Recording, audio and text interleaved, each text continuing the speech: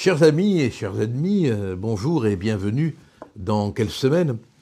Alors cette semaine, bien sûr, elle a été occupée pleinement, spirituellement et médiatiquement par le décès le lundi de Pâques, jour de la résurrection, le décès du pape François. Un événement mondial sur lequel on va essayer, si on peut, malgré le tumulte, alors que cet événement aurait dû appeler le silence, mais ainsi va le monde d'aujourd'hui, on va essayer de réfléchir sur ce que signifie la disparition du pape François et ce que l'on peut attendre du conclave. Et puis, bien sûr, actualité commande, nous parlerons de l'assassinat dans la mosquée d'Abou Bakr. Ce jeune homme qui a été tué par un individu d'origine bosniaque, français, et qui vient de se livrer aux autorités italiennes. Il sera bientôt renvoyé en France, probablement qu'il va accepter son extradition et qu'il comparaîtra très rapidement devant les tribunaux français. Le pape est mort, vive le pape. Il y a une continuité presque monarchique dans l'Église. Depuis Saint-Pierre, jamais personne n'a laissé tomber les clés de Saint-Pierre à terre. Elles se sont passées de main en main et de pape en pape jusqu'à aujourd'hui. Ce qui est extraordinaire, c'est de voir le monde entier quasiment, à l'exception de la Chine, je crois, qui s'est rendu aux obsèques du pape. Oh, non pas seulement, ne soyons pas naïfs, par respect religieux, par considération spirituelle.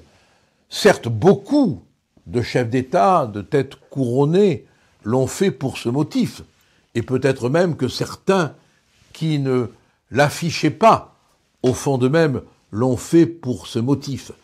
Mais beaucoup, et je pense que M. Macron est dans ce cas du reste, je pense, je peux me tromper, je demande le bénéfice de l'erreur, je pense que M. Macron y est allé dans l'esprit de se montrer. Beaucoup ont fait le voyage à Saint-Pierre de Rome pour être vus. C'est incroyable ça, On a presque assisté à une sorte de festival de Cannes des pompes funèbres papales. Zelensky, Macron, Trump, ils sont venus, ils étaient tous là, presque. Mais ça en dit long quand même sur l'importance de la religion chrétienne, catholique. Ça en dit long. Alors certes, le Vatican est un État. Alors j'ose pas dire depuis quand c'est un État, parce que certains pourraient demander qu'on le supprime. J'ose pas dire par le fait de qui le Vatican est devenu un État, parce qu'on pourrait demander de revenir sur cette décision dans un cadre wokiste. Mais ça ne suffit pas à expliquer la présence de tout ce monde.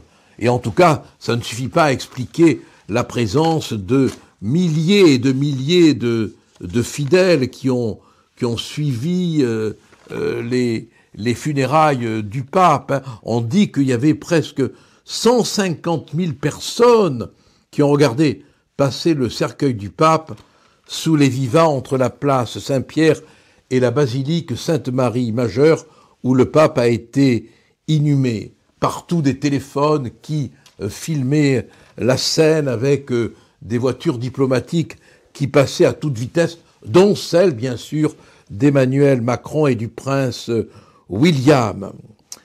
Il y avait là des Romains, il y avait là des Espagnols, il y avait là des Grecs, il y avait là des Français, il y avait là des gens du monde entier, Alors vous comprenez, vous pouvez toujours nous emmerder avec nos crèches. Vous pouvez toujours. Quand on voit le monde qu'il y avait devant le cercueil du pape François, vous les laïcards, vous êtes bien ridicules. Vous êtes bien ridicules. Alors maintenant, on attend le nouveau pape. Mais avant, on a vu des scènes magiques, extraordinaires, quasiment vulgairement mystiques. Et oui, on est obligé de faire cet oxymore aujourd'hui. On a vu, à l'intérieur même du Vatican, dans cette conque des siècles, on a vu Zelensky discuter, presque parler comme à confesse, avec Trump. Vous l'avez vu l'image. On ne sait pas qui confesse qui, mais j'ai un peu l'impression quand même que le confesseur, et sans jeu de mots, le confessé, c'est Zelensky, et le confesseur, c'est Trump. Et puis on a vu cette scène aussi burlesque, où l'on voit Macron, alors qu'il y a 3 chaises, hein. N'allez pas me raconter l'histoire, ceux qui prétendent que ma version n'est pas la bonne. Hein. Du reste, ce n'est pas que la mienne. Hein. Il y a 3 chaises, et on voit Macron qui arrive, et Trump qui fait ce geste, et Macron qui, après un conciliabule, repart. Il se fait virer, quoi. Mais vous me direz, il n'a pas perdu son temps. Après, il est allé dîner avec 4 des 5 cardinaux français. Pourquoi il veut se faire élire pape, Macron? Quel besoin d'aller voir 4 cardinaux sur 5? Là encore, on est dans quelque chose d'absolument ahurissant, nouveau. Bon. Mais maintenant, on attend le nouveau pape. Alors, quel pape? Bon, il ne fait pas de doute que le pontificat de François a été tumultueux. C'est un pape qui n'a pas fait l'unanimité chrétienne, il faut le reconnaître. Même si on le respecte toujours en tant que pape, parce que les catholiques ont cette particularité extraordinaire que, obéissant à l'injonction du Christ, on écoute le successeur de Pierre, parce que c'est au nom de la parole du Christ qu'il est là. Et même si on le critique, même si on le discute, même si on n'apprécie pas tout ce que dit le pape, même si on le trouve trop politique, on a pu dire de François qu'il était un pape péroniste. Bon, c'est un peu vrai, quoi. Il était enfermé complètement dans son Amérique latine, notamment au sujet des migrants, sans voir la réalité de ce que la migration excessive signifie pour l'Europe. Bon, il demeure le pape. Il demeure le pape.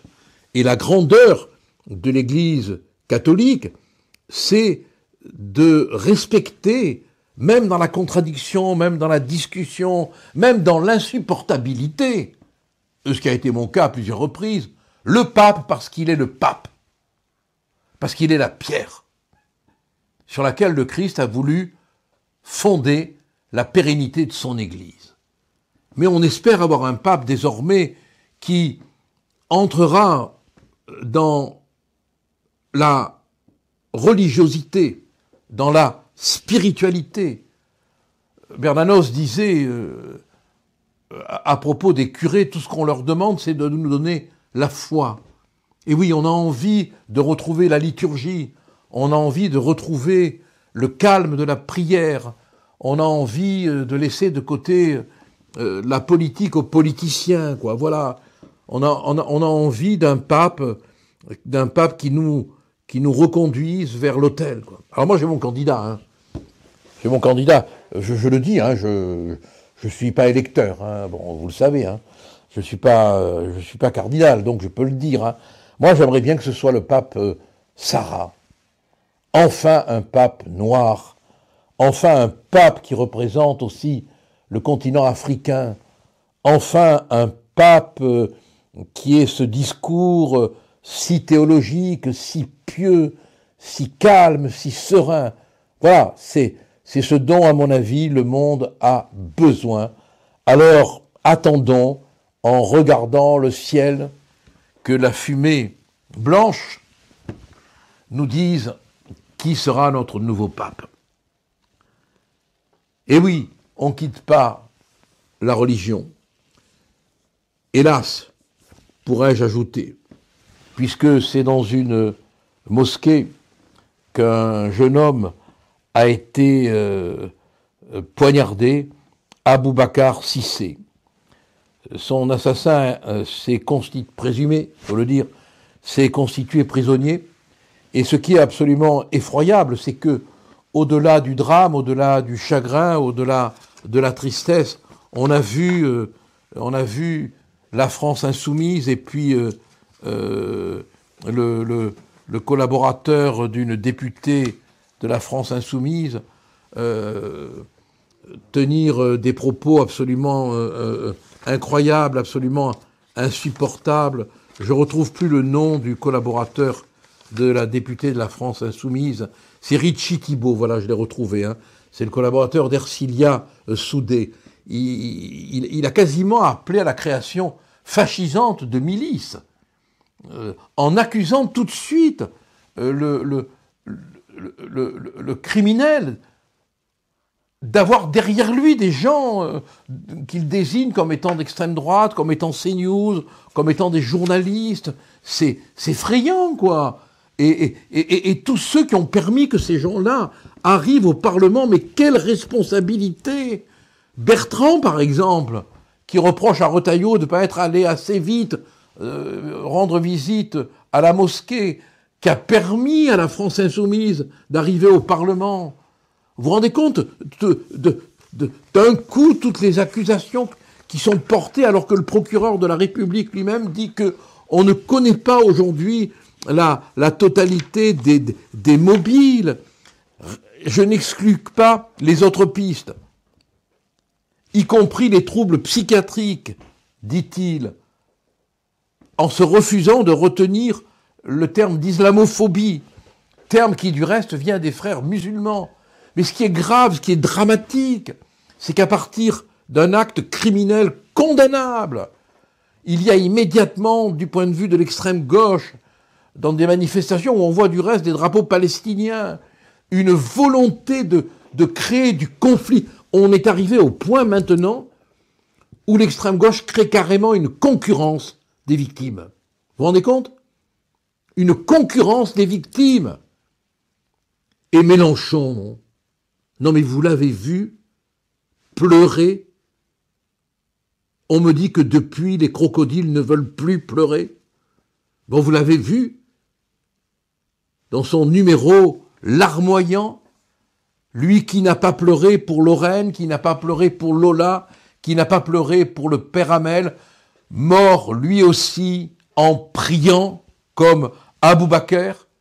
Vous l'avez vu pleurer pour Enzo, pour Philippine. Vous l'avez vu pleurer pour le rabbin qui a été agressé? Non.